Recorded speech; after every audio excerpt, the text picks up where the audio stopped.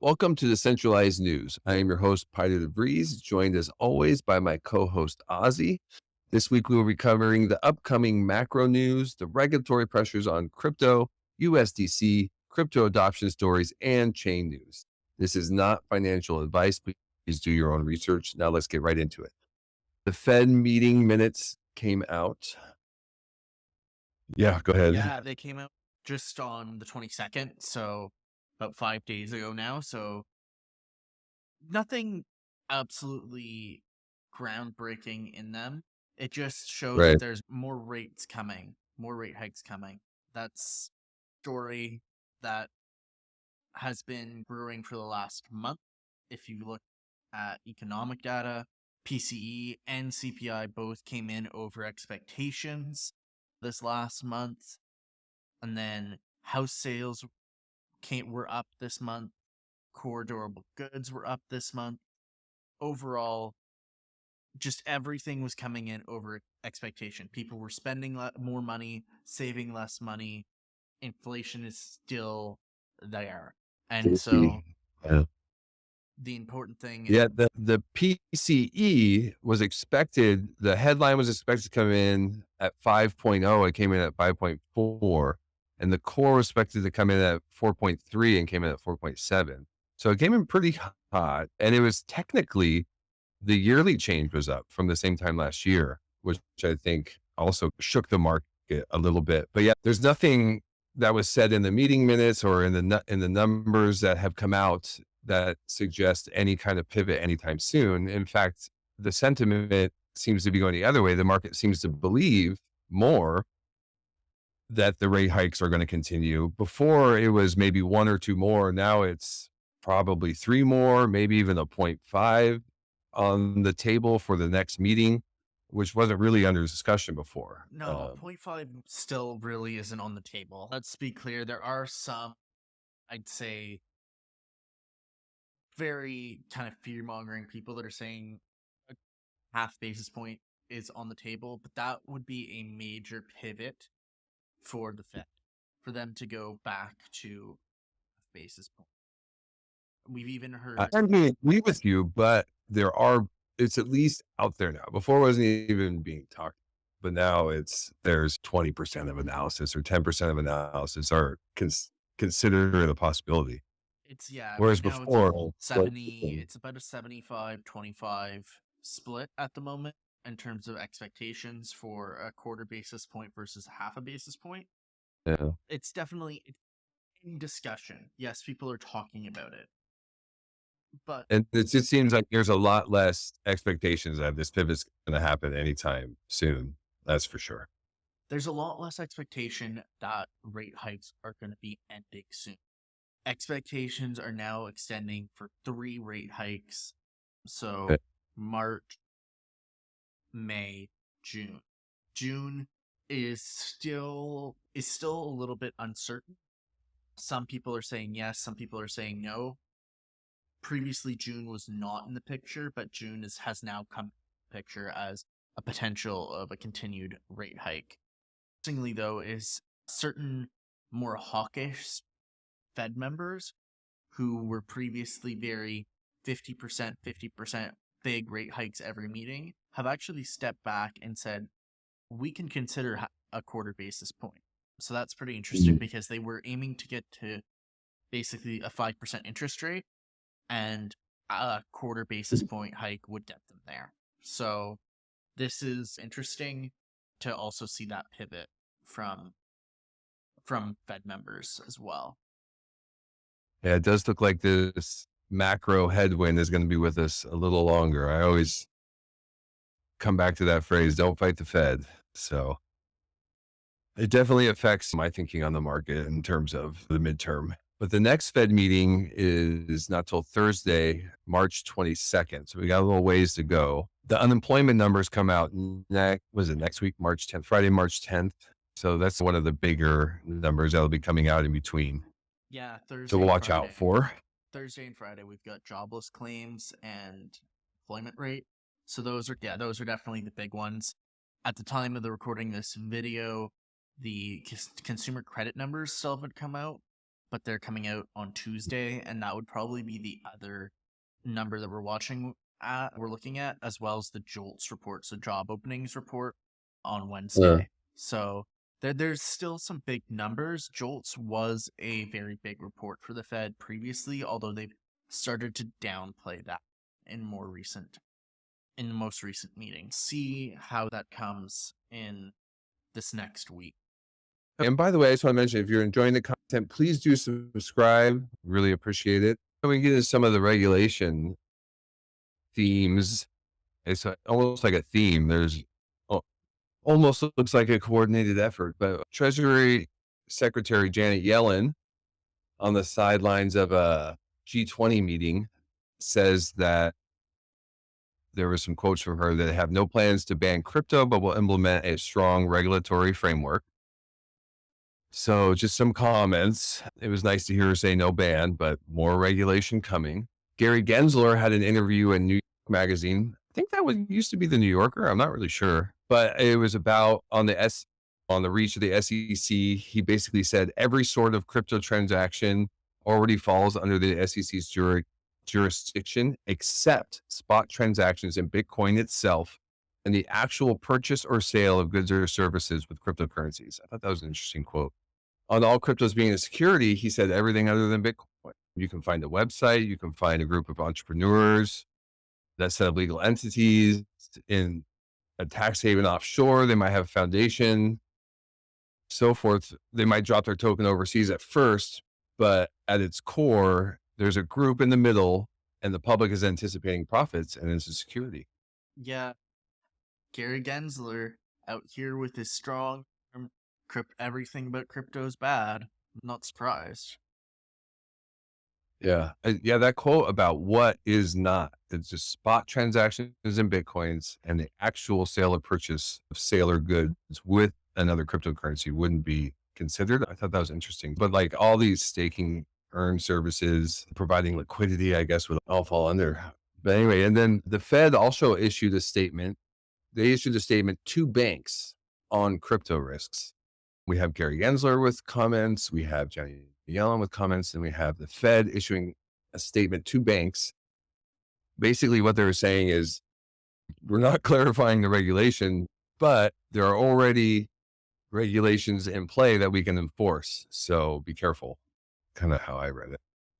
Yeah. You're required to comply with applicable laws and regulations that already exist.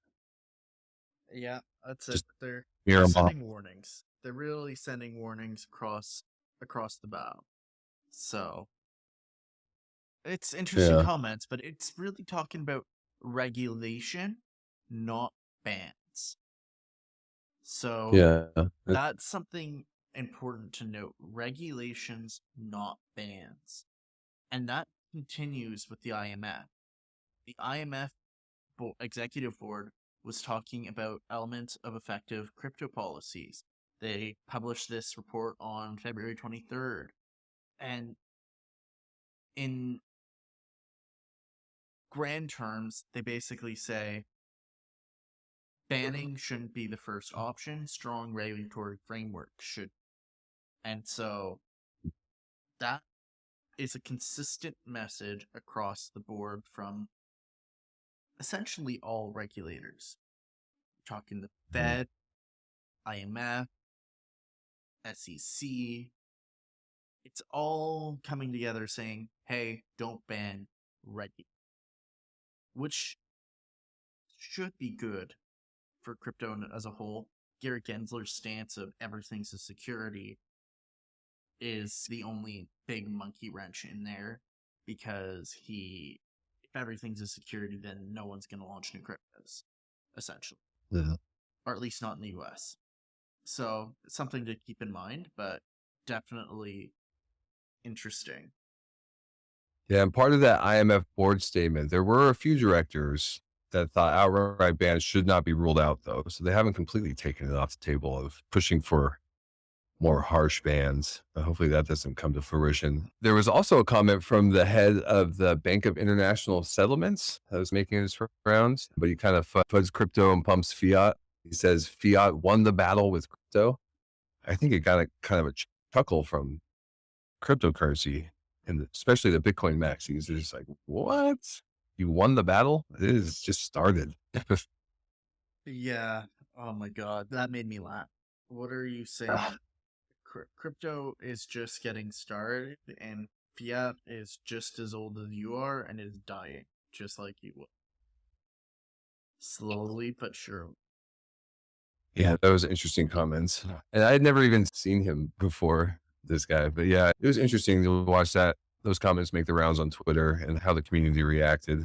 But we can get into kind of some more specific stories. This was a really fun story. There was a Massachusetts man charged with fraudulent electricity use after illegally installing crypto mining rigs in a middle school. Did you see this? Yes, I saw this and I absolutely died. I thought this, Yeah. it's genius. It's illegal, So but it's genius. yeah, he's stealing electricity. Yeah, it is theft. But this legend of a culprit was charged by the town of Cohasset, Massachusetts, with fraudulent use of electricity and vandalizing a school. He had hidden a cryptocurrency mine in a secluded crawl space next to the Cohasset school's boiler room. It included 11 pieces of mining equipment as well as a ventilation system. And the setup is alleged to have stolen 17,000 electricity before he got caught. That is absolutely nuts. If you want to mine Bitcoin and you don't have space at home, not the worst thing. And there's a lot of use cases for mining where you could use crypto mining to heat a building and stuff like that. So Right. probably not the best. I mean, with Bitcoin, city equals money, basically, if you know how to set up a miner. So this will probably continue to be a thing from time to time. I'm sure there'll be stories like this. Oh, that's it. I would If you don't imagine. have to pay, if you don't have to pay for the electricity, then your mining becomes all that more profitable. If we talk about profitable mining, that's why we're seeing so many people set up in Paraguay. Paraguay has some of the cheapest electricity and renewable electricity in the Yeah, hydroelectric. yeah, Yeah, I guess they have access to a lot of hydroelectric energy. yeah, these of the big rivers that are flowing down into the Amazon and stuff. And so this is incredible. We know about how profitable it is. A project that whose founders we're familiar with, SubETH and Think Randy, who run the project Alpha Shares, have just started setting up a massive facility in Paraguay where they're mining. They've got a rate of between 2.5 cents and 3.5 cents a kilowatt to mine Bitcoin. And they're launching a huge Bitcoin mining facility with their new NFTs, with their project Alpha Shares. So it's definitely something that is going to be on the rise, and the search for cheap electricity is going to drive Bitcoin mining in now and into the future. Yeah, it's interesting to see this story because I did hear about the Alpha Shares, and I was recently listening to one of their AMAs. I think they were in Paraguay. They might be there now, setting it up. But then I saw this story, and it's right. They're definitely on the cutting edge because Paraguay is becoming one of the largest centers for cryptocurrency minings, and they're one of the first ones there. So that's cool to see. Good job, guys. Yeah. Congrats. Yeah. At least 2 of their team members are down. I don't think they're all done there yet, but it's crazy to see. And yeah, big congrats and shout out to them. That being said, US is also stepping into the mining game with Montana introducing a right to mine bill. Montana introduced it, but they actually went to vote and it passed. So Montana passed the right to mine legislation by 37 to 13 votes. It's just like access to electricity to be able to mine Bitcoin. They can't be like fudded away. Oh, this is not green, so you're not allowed to do it.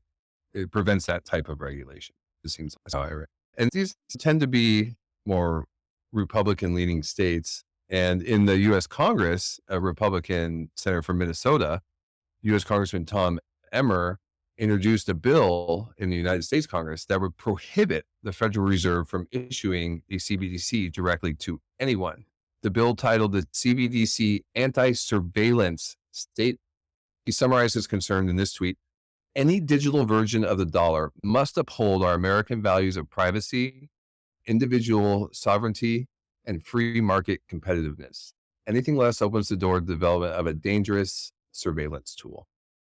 So I thought this was interesting that they just don't even want the Fed to get involved. Like, you shouldn't even be the one allowed to do it. That it's pretty Just because of the, interesting. It's pretty interesting because last week I rumored about whether or not that was exactly what the Fed was lining up to do, launch their Right. CBDC. And there's been It seems talks like the about law them school, prepping to do such a thing. So this would put the kibosh on that if it went through. But how this plays in Congress, who knows? yeah, I'd have to get But it'll through be Congress interesting. and the Senate. So I don't think that's gonna Right. I have no feel for it. But I mean, we're going into a presidential election cycle in the States. And I think just in general, these type of topics will be a much bigger part of the story. We'll see how it plays out. But it's interesting just to even see this type of bill produced. It's nice to see. But one of the things about Washington is lobbyists have an incredible amount of influence. And this was an interesting story. The US crypto companies spent 22 million lobbying in 2022, more than double that of 2021. And I think this number will just continue to exponentially go up in terms of lobbying in Washington, because that is a big part of the way things get done in this country, fortunately. Oh, absolutely. I think crypto companies are just spinning up. They're just starting to have the money to do this kind of thing, and they're going to definitely make their move for it. And so I'm with you. I wouldn't be surprised if it doubles again this year. Oh yeah, maybe even more. Yeah, I can see it really exponentially starting to grow. Absolutely. 22 million sounds like nothing compared to with the crypto market. They have a lot of incentive to get involved. Let's see. USDC Circle issuer expects to increase staff by 15 to 25% in 2023. So USDC is growing. That's a There's a lot of decent stat. there's a lot of cutting staff going on, and USDC is growing. Kind of a reminder. Yeah, I think running on the fact that they got BUSD shut down. So they're running on how that could really boost their market cap. And they're based out of Boston and currently have about 900 employees. And they're talking about adding another 135 to 225 this year. It's a little bit slower growth than it did last year, but the headcount would be roughly double what they had in 2021. So that is still crazy. So Circle's really making a play here. And that bill about CBDCs does somehow get passed through US Congress. Circle is definitely putting themselves in the position to be the US CBDC if it needs to. Yeah, it's certainly the largest player, and it's an onshore regulated, I guess, what we know about regulation these days. Yeah, they seem well positioned, that's for sure. Moving on, Mastercard announces partnership with Web3 Immerverse that will allow you to make cryptocurrency payments using USDC in physical and metaverse worlds. So Mastercard with USDC and Web3 integration. Yeah, it's continuing the play of the credit card companies. The credit card companies are really making a play. Visa has talked about the role of crypto, and MasterCard's now allowing crypto payments with USDC settlements. That's huge. So we're just seeing more and more adoption. And as much as it seems like the banks are trying to push us out of crypto, credit card companies are all for it. They're not just credit card companies, but yeah, there's a ton of adoption on one hand, and on the other hand, the regulators are just stirred up a hornet's nest. It's almost like they're not sure what to do. It's moving too fast for them. Speaking of moving fast, Coinbase is launching its own layer 2 Ethereum called Base. more adoption. The blockchain will be built on top of the Optimism stack. Yeah, that's pretty cool. Have you minted your base commemorative NFT yet? Tell me more. It's a No. free NFT that you can mint on Ethereum, which basically is meant to commemorate the launching of it's a free NFT. No, nothing particularly special, at least associated with it right now. You can mint one per wallet, and definitely worth minting. So when I mint, I need to focus. So you're gonna have to do the rest of the show by yourself. Thanks for the information. Yeah, definitely worth minting because you never know. One thing they did say is they aren't going to launch a token. At least that's what they've said so far. And so they're trying to be a cost efficient, secure, and developer friendly space to build for people to build a chain. Its initial Cool. fees are supposed to be similar to Arbitrium and Optimism, so the big players, and they're hoping to be able to drop it to as low as 1 cent in the future. So that is pretty awesome, and they're hoping to provide fiat on ramps. So that is super interesting for a move for Coinbase, especially considering the fact that they've laid off staff in several other departments. So this is a very big move for them. They're bleeding money. So, but yeah, it's exciting to see. I'm someone who bought Coinbase at launch, so I'm really severely underwater with what I haven't sold. It's a long-term hold for me. It's in my my Roth IRA actually, but it's nice to see that it's still developing. Coinbase is really strong. They continue to develop, and I'm still not financial, but it's still long-term bullish on Coinbase as far as a U.S. company is concerned. Yeah, we're still seeing other adoption news with Google Cloud becoming a validator on Tezos. Tezos is now making some big moves, partnering with the California DMV, and now partnering with Google Cloud. This is pretty interesting. Google Cloud's customers will be able to deploy Tezos nodes, which is a type of computer that helps run the blockchain software and provide validation. And it's going to allow them to also build Web3 applications on the network. So this is pretty big for Tezos. Huge adoption. And it's not the only networks that Google is now supporting. You've got Tezos, there's ETH, there's Solana. So the question is, which chain's next? But we know which chain is going with one of their competitors. Anchor Protocols partnered with Microsoft to offer the same thing, enterprise node services. The Anchor blockchain is going to be a novel node hosting service as part of Microsoft Azure Marketplace. Interesting move. Also have some NFT news. I thought this was a super cool story. I love the NFT stuff. But Spotify is testing playlists that could be unlocked by NFT holders. So integrating NFTs into Spotify. This was super. That is really cool. It goes along with the kind of move by Shopify. Very that is using NFTs to gatekeep certain pages on the Shopify websites. So that's very interesting to see. Good to see actual use cases, and kind of the real use case of NFTs is like a ticket or a pass or membership or bookmark, that kind of thing. So interesting to see Spotify taking this adoption route too. I love to see this kind of NFT develop. It's really fun to watch how NFTs are expanding into the mainstream and these big companies like Spotify, Shopify, Starbucks. It's fun to watch. Speaking of big names and adoption, Germany's second largest bank, DC, to offer Bitcoin and crypto to institutional clients. This is not a big bank in the United States, but still all the same in Europe. Germany's second largest bank. Yeah, this follows after one of their other banks, I think the third largest bank, had just made the same announcement. So it's pretty interesting. We're seeing Germany becoming a very big crypto adopter, at least on the institutional bank side of things as well. Yeah. And their neighbor over in France has a company, global payments giant Ingenico, I'm not really sure how to pronounce that, is now accepting Bitcoin. This is through Binance Pay. This is a company that has 40 million terminals in 37 countries. So this is pretty exciting. The potential available for adoption there.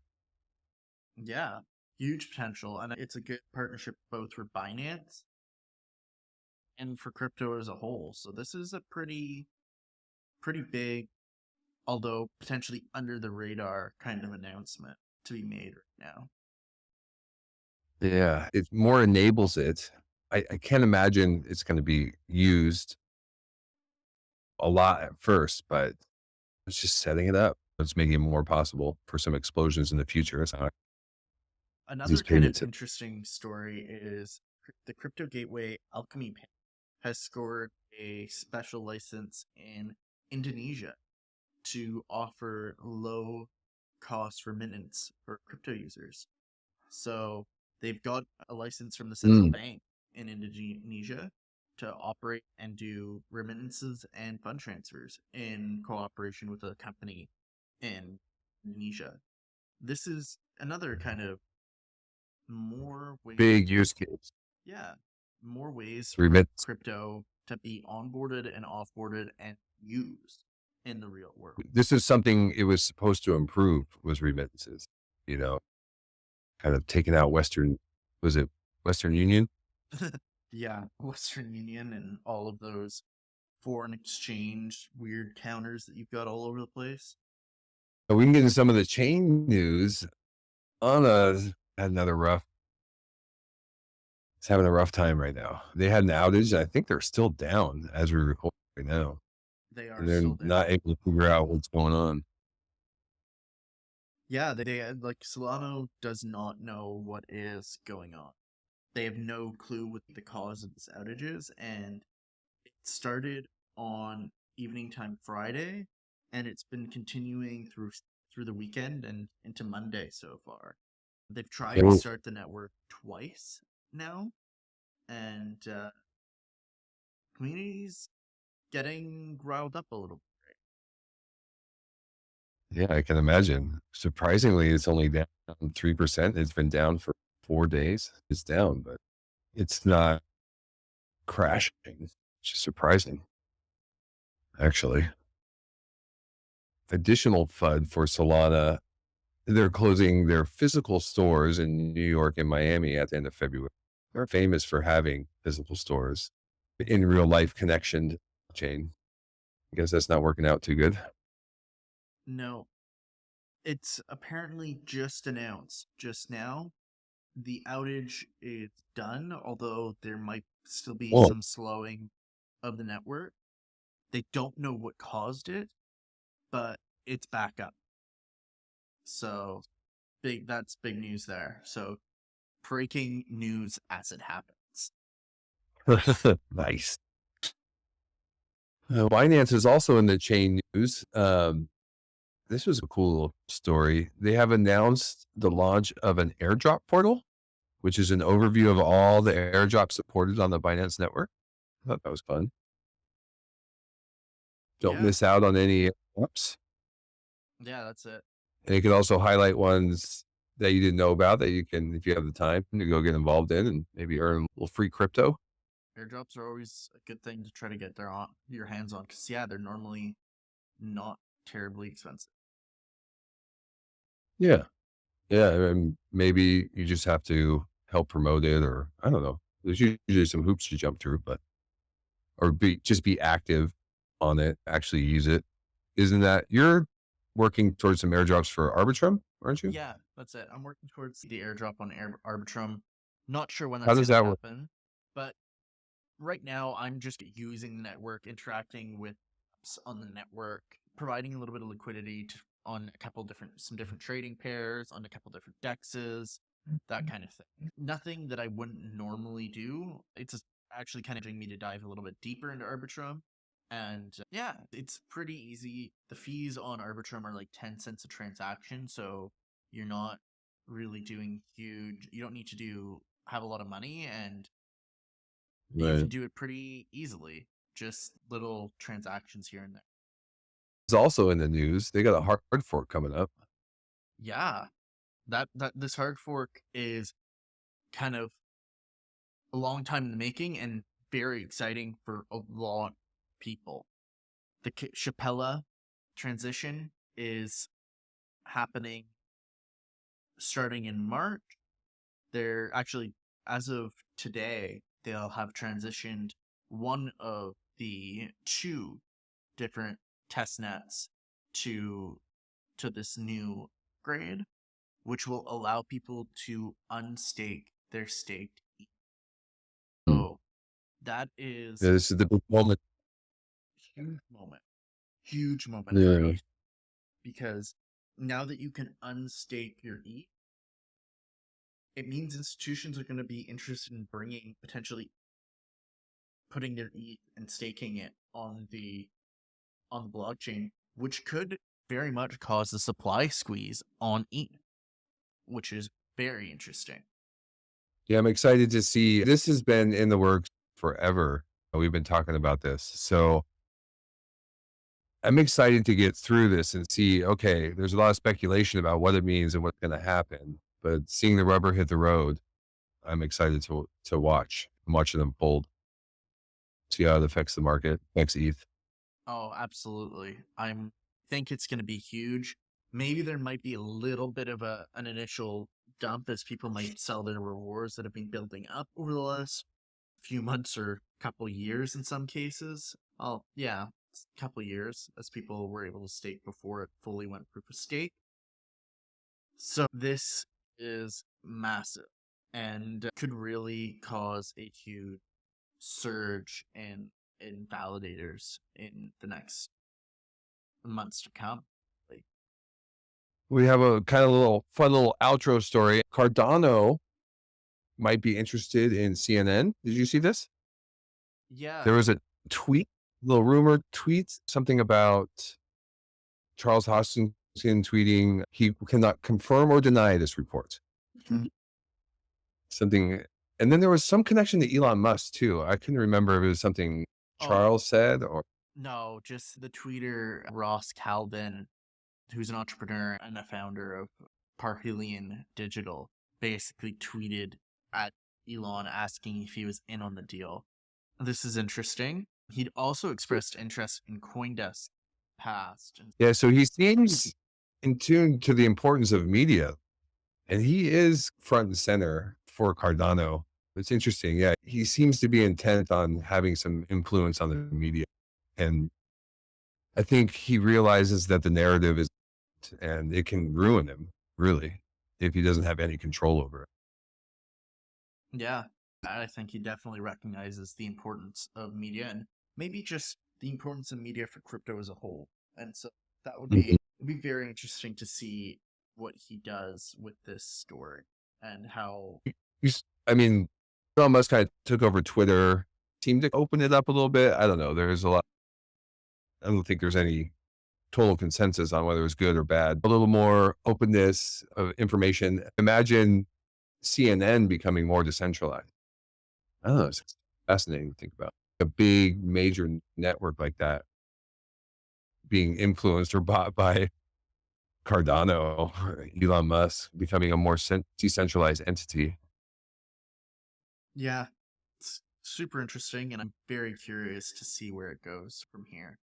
Yeah, I'm interested in new decentralized news sources, what motivates us to make this channel. And thank you everyone very much for listening to Decentralized News. We post to YouTube first, so please consider subscribing to catch the videos as soon as they drop. Our goal is to provide unfiltered content that will help foster genuine discussions and help the entire space grow. Please remember, this is not financial advice and we are not financial advisors.